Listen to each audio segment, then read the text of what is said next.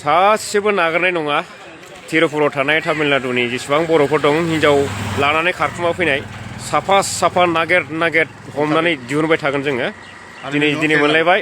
मालाबाबो नागारनाय नङा जों दिहुनथारगोन हमनानै जेसेबां खारनो सानबेसे खारनो हमै हरनायखौ जों नागारा आरो जों बे खामानिखौ मावबाय थागोन।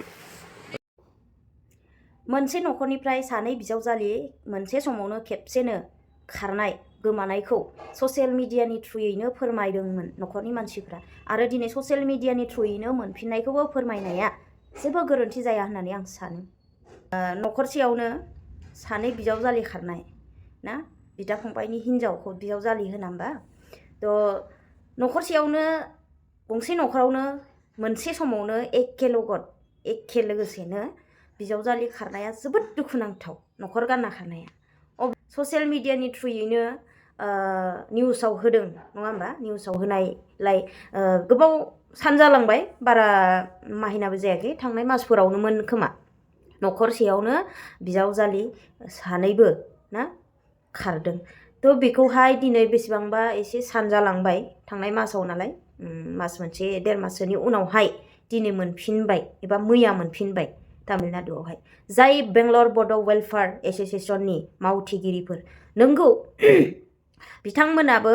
गावनि न'खर सुंथानो थाखाय गोजान जायगायाव दंफैयो ओरैनो एस'सिएशन खुलियाखै नङा होमबा ओरैनो एस'सिएशन आफाद दायाखै रैखाथि हान्जा दायाखै स' बिथांमोनाबो लाइफ दं बिथांमोनाबो फेमिलि दं बिथांमोनाबो न'खर दं गावनि न'खरखौ आसामाव दोननानै फेमिलिखौ बेंगलर बायदि जायगायाव बिथांमोना बेंगलर बड' वेलफेयार एस'सिएशनखौ बिथांमोना आफादखौ दानानै बिथांमोना गोबां मोजां खामानिखौ जों मावनायखौ नुनो मोनो बाट बेयावनो गोबाङा बुंदों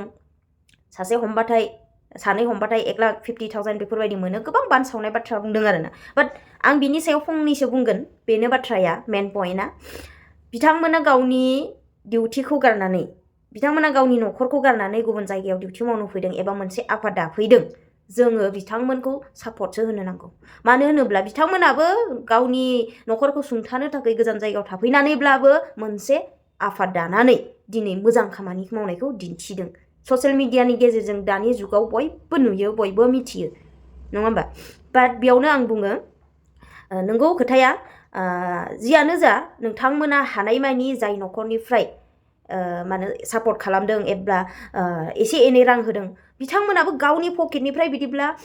गारि भारा गारनानै बोरै थांनो हालायखो नङा होमबा बिथांमोनाबो फेमिलि दं बिथांमोनाबो न'खर सुंथानो थाखायसो आउटआव फैदों डिउटि दं डिउटिखौ गारनानै सुटि लानानैब्लाबो बिथांमोना आफादनि खामानि मावदों बाट बिथांमोननो सोर होगोन नों आं होआबा पाब्लिकआ होआब्ला ना सरकारनिफ्राय मा मोनो बेखौथ' आं मिथिया सरकारनिफ्राय अनसुंथाइ मोनोब्लाथ' जोबोद मोजां बिथांमोननि खामानि मावनायाव बाट बिथांमोननि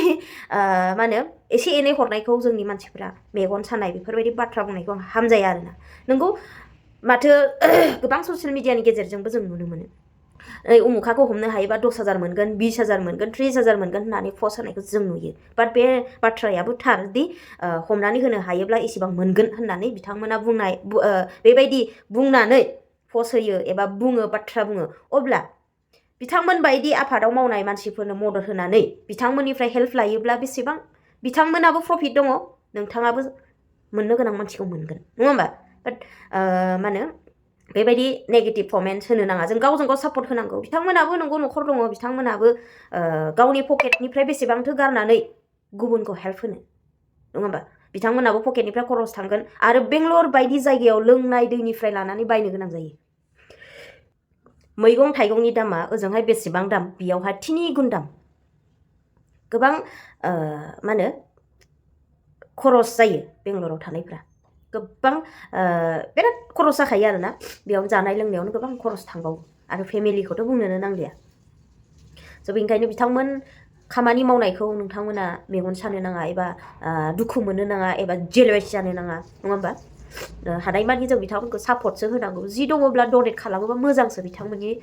खामानि मावनायाव जोंनि मानसिफोरा हेल्प होनो हायोब्ला बाट नोंगौ गैयै मानसिबो गोबां दङ जोंनि बर' समाजावथ' बांसिन गैयैयानो नङा होमबा गोरिब मानसि बाट जायहा रांनि प्रब्लेम बिथांमोनखौबो बिथांमोना इमान फर्स खालामाब्ला मोजां होननानै आं सानो आरोना आरो खालामाबो जानो हानाय गैयैखौ जों मोनसे समाधान खालामनो हायो नङा होमबा स' बेखायनो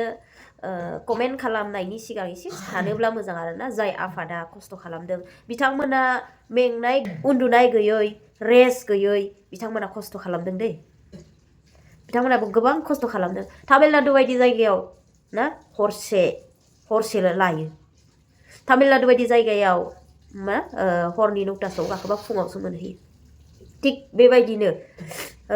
एसेबां गोजान गोजान ट्राइभेल खालामनायाव देहाया गेरेबलाङो गोबां खस्थ' मोनो बेखायनो ओरैनो इजियै खामानिखौ मावनो हाया गोबां रिक्सनिबो थायो बिथांमोनाबो पुलिसजों जगाजग गैयाब्ला बिथांमोनाबो ना एसेग्राब रिक्सनि खामानिखौ मावनो हाया पुलिसजों जगाजगबो थानांगोन बिथांमोना गोबां खस्थ' खालामदों बे मोननैसो आङो नेगेटिभ कमेन्ट नुनायखाय आं बे रिप्लाइखौ होनाय जाबाय आरोना लोगोफोर गोरोन्थि जादोंबा निमाहा हो आरो